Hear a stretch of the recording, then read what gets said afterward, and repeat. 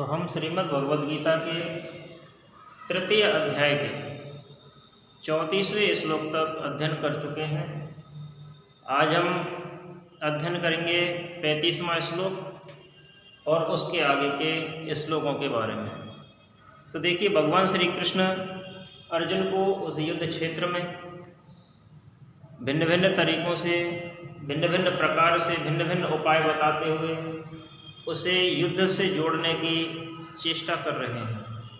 अर्जुन को युद्ध में जोड़ना चाहते हैं। उसके अंदर जो मनोविकार उत्पन्न हुए, जो ग्लानि उसको अंतरात्मा से पैदा हुई, उसे भगवान श्री कृष्ण भिन्न भिन्न तरीके से दूर करना चाहते हैं और उसको यह उपदेश देना चाहते हैं कि मनुष्य को अपने धर्म से जुड़े रहना चाहिए। अपने धर्म से जुड़े रहने वाला व्यक्ति कभी भी दुख के मार्ग पर नहीं चलता है, अर्थात उसे कल्याण की ही प्राप्ति होती है। लेकिन जो व्यक्ति दूसरों के धर्म में चलता है, पराये धर्म का अनुसरण करता है, तब वह व्यक्ति निश्चित रूप से कल्याण के मार्ग को खो देता है, दुखों की प्राप्ति उसे होती है। तो 34वें श्लोक में भगवान श्री कृष्ण ने अर्जुन से ये कहा था कि राग और द्वेष दो जो मनुष्य के अंदर होते हैं, तब वो मनुष्य को सभी प्रकार से क्या करते हैं, पतन की ओर उन्मुख करते हैं, पतनोन्मुख करते हैं, पतन की ओर ले जाते हैं। भगवान श्री कृष्ण का कहने का जो तात्पर्य है वो यही है कि मनुष्य का पुरुषार्थ और प्रयत्न, मनुष्य का पुरुषार्थ और उसका प्रयत्न उसी समय, कौन से समय, उस समय सार्थक होता है जब राग और द्वेष के बस में मनुष्य नहीं आता है। अर्थात राग और द्वेष के बस में जो मनुष्य आ जाता है, उसका पुरुषार्थ और प्रयत्न सार्थक नहीं है, निरर्थक है। अतः राग और द्वेष को बस में करना चाहिए, राग और द्वेष के वशीभूत नहीं होना चाहिए। राग और द्वेष से छूटने के लिए नियम, संयम, साधना, अभ्यास, इन सभी की आवश्यकता होती है। अब 35वां श्लोक भगवान श्री कृष्ण कहते हैं कि श्रेयांश धर्मो विगुणः, श्रेयांश धर्मो विगुणः परधर्मात् स्वनुतिष्ठतः स्वधर्मं निधनं श्रेय परधर्मो भयावह। तो भगवान श्री कृष्ण ने कहा अर्जुन से कि हे अर्जुन, श्रेयांश धर्मो विगुण है, परधर्मात् स्वनुष्ठितात् स्वधर्मे निधनम श्रेय परधर्मो भयावह। अर्थात इस श्लोक का अन्वय होगा कि स्व अनुष्ठितात् परधर्मात् विगुणः स्वधर्मः श्रेयान् स्वधर्मे निधनम श्रेय परधर्मो भयावह। सीधा सा अर्थ है स्वनुष्ठितात्। स्वनुष्ठात का मतलब है भली प्रकार से आचरण किया हुआ, अच्छे प्रकार से आचरण में लाया हुआ। परधर्मात्, परधर्म से, विगुण माने गुण रहित, गुणों से रहित। स्वधर्म अपना धर्म, श्रेयान माने अत्यंत कल्याणकारी है। तो पहली लाइन कहती है कि यदि हम दूसरे के धर्म का अच्छे प्रकार से आचरण करें, तब भी उससे अच्छा क्या है, अपने धर्म में गुण रहित होकर रहना कल्याणकारी है। अर्थात भली प्रकार से आचरण किए हुए, पराये धर्म से तो गुण रहित अपना धर्म अत्यंत कल्याणकारी है। स्वधर्मे निधनम श्रेय, अपने धर्म में निधन माने मृत्यु भी श्रेय कल्याणकारी है। पर धर्म भयावह है, किंतु पराया जो धर्म है भयावह है, भयदायक है, भय देने वाला है, डर देने वाला है, तो भगवान श्री कृष्ण ने कहा कि हे अर्जुन, अच्छी प्रकार से आचरण किए हुए पराय धर्म से अच्छा है कि गुण रहित अपने धर्म का हम आचरण करें। गुण रहित अपना धर्म भी अत्यंत कल्याणकारी है, क्योंकि अपने धर्म में मृत्यु होना भी कल्याणकारी है। पराया धर्म भय देने वाला होता है। तब भगवान श्री कृष्ण के कहे हुए इस श्लोक का प्रसंग हमें किस प्रकार से लिखना है, तो हम लिखेंगे कि राग और द्वेष को दबाने के लिए, राग और द्वेष से मुक्ति के लिए इस श्लोक के माध्यम से उपाय बताया जा रहा है।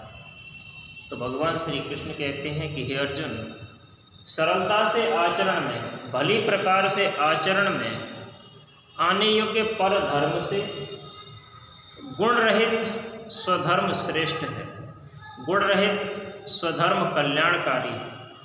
अपने धर्म में मरना अच्छा है, अपने धर्म में मरना भला है, किंतु पर धर्म भय देने वाला होता है। पर धर्म, दूसरा धर्म, पराया धर्म भयावह होता है। तब इस श्लोक की व्याख्या स्वरूप हमें लिखना है कि भगवान श्री कृष्ण इस श्लोक के माध्यम से राग और द्वेष को दबाने का उपाय बताते हुए अर्जुन से कहते हैं कि हे अर्जुन, विषयों में आसक्त नर और नारियां राग और द्वेष में फंसते चले जाते हैं, राग और द्वेष से झुलसते चले जाते हैं। राग और द्वेष इंद्रियों के धर्म है। तो हमें प्रश्न बनता है कि इंद्रियों का धर्म क्या है। तो इंद्रियों का धर्म है राग और द्वेष। राग और द्वेष क्या है? इंद्रियों का धर्म है। इंद्रियों का धर्म है राग और द्वेष। आत्मा का धर्म है त्याग और प्रेम। तो श्रीमद् भगवद गीता के अनुसार आत्मा का धर्म क्या है? त्याग और प्रेम। इंद्रियों का धर्म क्या है? राग और द्वेष। तो श्री कृष्ण कहते हैं कि आत्मा का धर्म त्याग और प्रेम है। स्वधर्म अर्थात इंद्रियों का धर्म, स्वधर्म अर्थात इंद्रियों का धर्म। इंद्रियों का जो धर्म होता है वो कैसा होता है? दुखदायी होता है, भयावह होता है, भय देने वाला होता है। इस मनुष्य के इस संसार में, जग और जीवन में व्यवस्थित रहती है। जीवन को व्यवस्थित तथा उन्नत बनाने के लिए श्रीमद् भगवद गीता में सिद्धांतों को बताया गया है। तो वो सिद्धांत कौन से हैं? तो दो प्रकार के सिद्धांत हैं इस श्लोक के माध्यम से कि पर धर्म से स्वधर्म श्रेष्ठ है। पहला प्रश्न भी बनता है कि पर धर्म से श्रेष्ठ क्या है? तो पर धर्म से श्रेष्ठ है स्वधर्म, अर्थात पराये धर्म का पालन करने से अच्छा है अपने धर्म में मर जाना, अपने धर्म का पालन करते हुए मृत्यु को प्राप्त हो जाना। दूसरा है कि गुण रहित कठिन और प्रिय धर्म, गुण रहित कठिन अथवा प्रिय स्वधर्म भी छोड़ने योग्य नहीं होता है।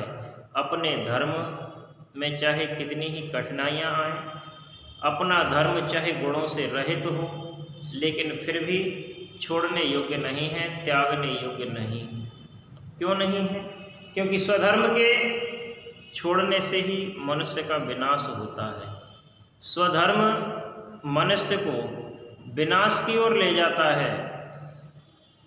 जिस प्रकार से व्यक्ति किसी चोर को पकड़ने के लिए दौड़ता है, उसी प्रकार से स्वधर्म को जैसे ही हम छोड़ते हैं, विनाश मनुष्य को पकड़ने के लिए दौड़ता है। इसलिए अपने धर्म को मनुष्य को कभी छोड़ना नहीं चाहिए। परधर्म का जो आचरण है भय देने वाला होता है। सभी प्रकृति द्वारा दिए हुए जीव प्रकृति में उत्पन्न होने वाले जीव प्राकृतिक वस्तुएं हैं, पर्वत, पहाड़, पक्षी, तत्व सब क्या करते हैं? अपने अपने धर्म का पालन करते हैं। तो फिर मनुष्य को भी अपने धर्म का पालन करना चाहिए, क्योंकि स्वधर्म में ही जीवन है और पर धर्म में मृत्यु है। यही इस श्लोक का आशय है। इन वचनों को सुनकर अर्जुन के मन में फिर से जिज्ञासा उत्पन्न होती है। तो अर्जुन भगवान श्री कृष्ण से कहते हैं इस 36वें श्लोक के माध्यम से कि हे श्री कृष्ण। तब अर्जुन श्री कृष्ण से पूछते हैं कि हे श्री कृष्ण, अथ केन प्रयुक्तो अयम, अथ केन प्रयुक्तो अयम पापम चरति पुरुषः, पापम चरति पुरुषः अनक्षण अपि वाषणे बलात् एव नियोजितः। तब अर्जुन, जब भगवान श्री कृष्ण अर्जुन को उपदेश देते हैं तो उसके मन में बार बार प्रश्न उठते हैं, बार बार आशंकाएं उत्पन्न होती हैं, बार बार जिज्ञासा होती है। उन जिज्ञासाओं के समाधान के लिए अर्जुन श्री कृष्ण से प्रश्न पूछते हैं। तो यहाँ भी अर्जुन श्री कृष्ण से पूछते हैं कि हे श्री कृष्ण, अतकेन प्रयुक्तो अयम पापम चरति पुरुषः अनक्षण अपि वाषणे बलात् एव नियोजितः। तब इस श्लोक का अन्वय होगा कि वाषणे अथ अनक्षण अपि अयम पुरुषः बलात् नियोजितः एव केन प्रयुक्तः पापम चरति। अर्थात वाषणे भगवान श्री कृष्ण, तो हे श्री कृष्ण, अथ फिर अनक्षण नहीं चाहता हुआ भी, इच्छा नहीं करता हुआ भी, अयम पुरुष है यह मनुष्य, बलात् नियोजित है, बलात् बलपूर्वक, बलात्कार से, जबरदस्ती से नियोजित एवं जोड़ दिए के समान, केन प्रयुक्त, किसके द्वारा प्रेरित किया हुआ, पापम पापों का, चरति आचरण करता है, आचरण कर बैठता है। तो श्री कृष्ण से पूछे हुए अर्जुन के इस प्रश्न के लिए हमें प्रसंग क्या लिखना है? तो प्रसंग लिखना है कि जब भगवान श्री कृष्ण अर्जुन को स्वधर्म से जोड़ने का, स्वधर्म के आचरण का क्या देते हैं? उपदेश देते हैं। स्वधर्म के आचरण करते हुए राग और द्वेष से बचने की बात कहते हैं। तब अर्जुन के हृदय में एक आशंका उत्पन्न हुई, एक शंका उत्पन्न हुई कि पापों का मूल कारण क्या है? पापों का मूल कारण क्या है? तो इसी संबंध में भगवान श्री कृष्ण से अर्जुन पूछता है। तो अर्जुन ने कहा कि हे श्री कृष्ण, नहीं चाहता हुआ भी यह मनुष्य बलपूर्वक जोड़ दिए गए के समान किसके द्वारा प्रेरित किया हुआ पापों का आचरण करता है। यानी कि जब मनुष्य चाहता ही नहीं है कि मैं पाप करूं, फिर भी वह पाप का आचरण क्यों करता है? जानते हुए भी मनुष्य पापों से क्यों जोड़ता है? यही प्रश्न है अर्जुन का। तो श्री कृष्ण से अर्जुन ने क्या कहा कि हे कृष्ण वाषणे, हे श्री कृष्ण, फिर जो मनुष्य है न चाहता हुआ भी पापों का आचरण किसके द्वारा प्रेरित किया हुआ करता है, अर्थात पाप का आचरण क्यों करता है? तब इस श्लोक के संदर्भ में व्याख्या स्वरूप हमें क्या लिखना है कि भगवान श्री कृष्ण से पाप का मूल कारण पूछते हुए अर्जुन कहते हैं कि मनुष्य धर्म और सत्य दोनों को जानता है, मनुष्य धर्म और सत्य को समझता है, फिर उसके अनुसार आचरण नहीं कर पाता है। क्यों?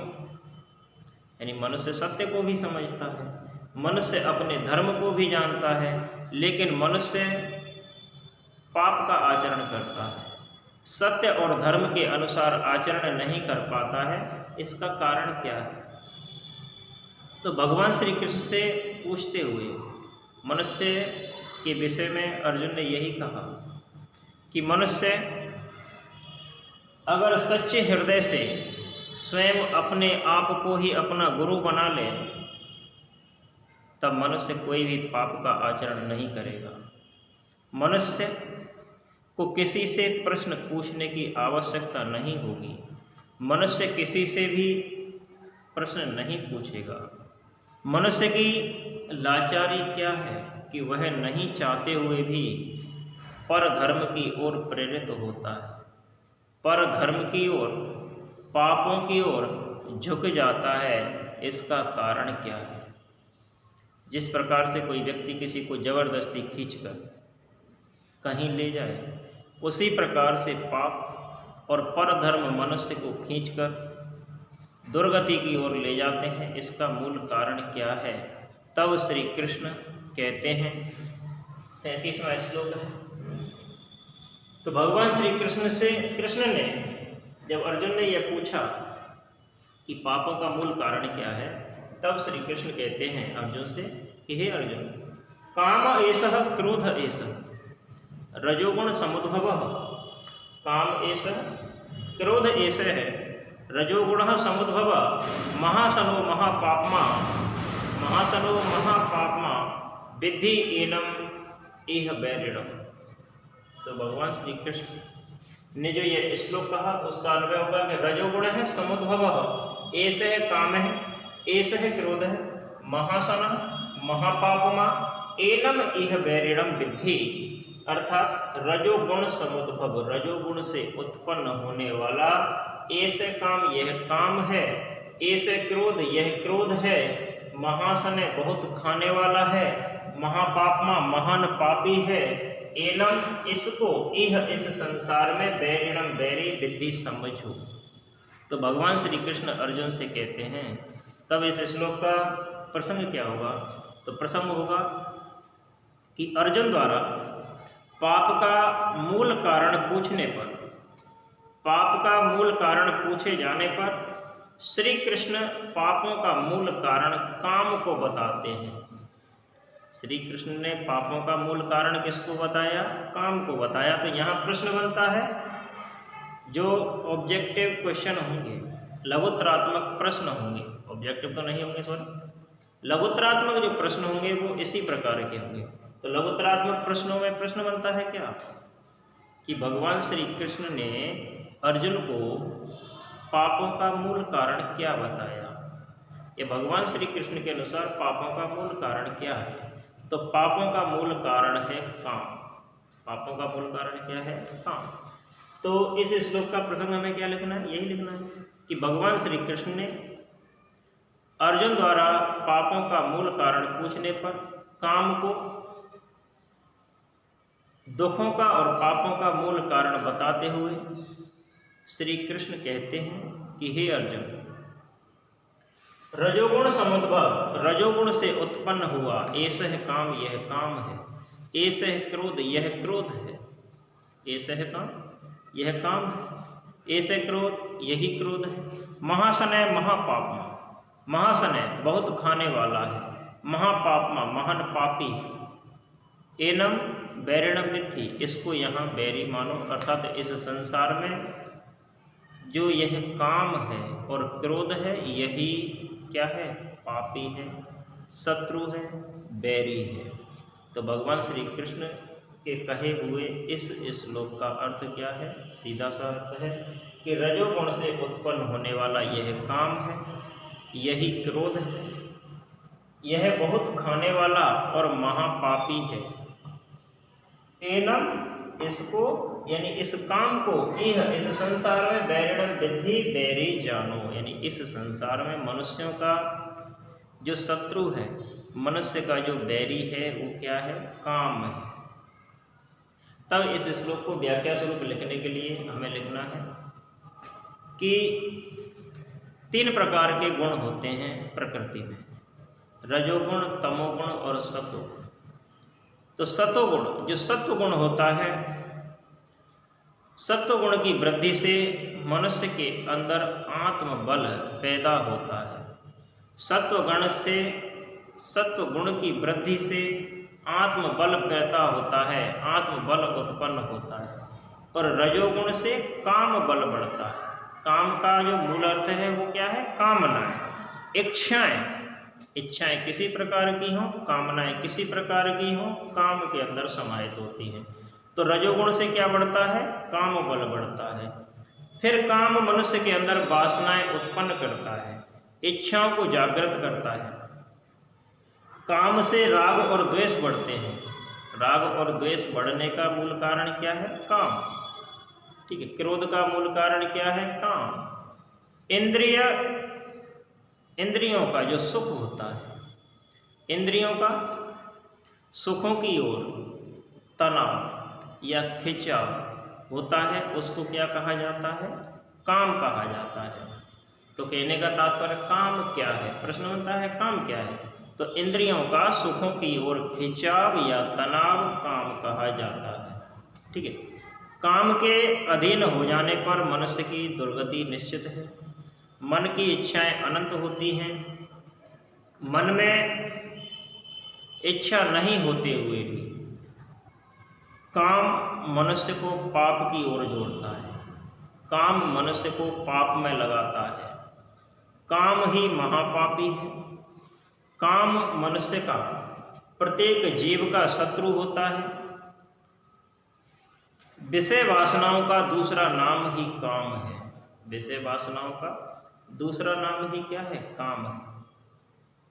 काम का जो मूल अर्थ होता है वो क्या होता है? इच्छा होता है। प्रत्येक मनुष्य के अंदर किसी न किसी प्रकार की इच्छाएं निश्चित रूप से होती हैं।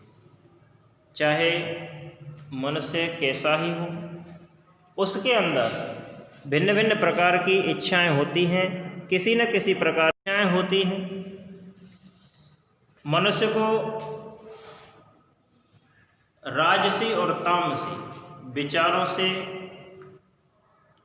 उठी हुई जो इच्छाएं होती हैं वो मनुष्य को पापों की ओर ले जाती हैं, मनुष्य से पाप कर्म कराती हैं।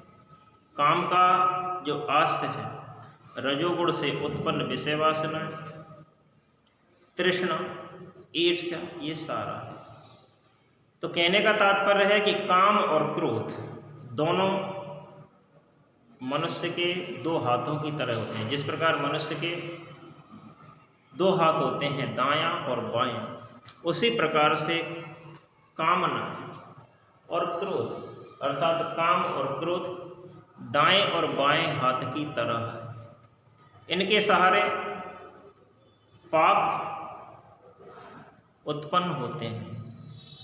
मनुष्य अधिक से अधिक पाने के लिए हमेशा भूखा रहता है, भूखा बना रहता है। मनुष्य का पेट कभी भरता नहीं है। इच्छाओं की पूर्ति होने पर भी मनुष्य के अंदर नित्य नई इच्छाएं उत्पन्न होती हैं। कहने का तात्पर्य है कि काम ही मूल रूप से जीव का शत्रु है। प्रत्येक जीव का शत्रु क्या है? काम है। लेकिन साधक और आराधक जो योगी लोग होते हैं, ज्ञानी व्यक्ति होते हैं, वो भी कहीं न कहीं काम के द्वारा पराजित हो जाते हैं।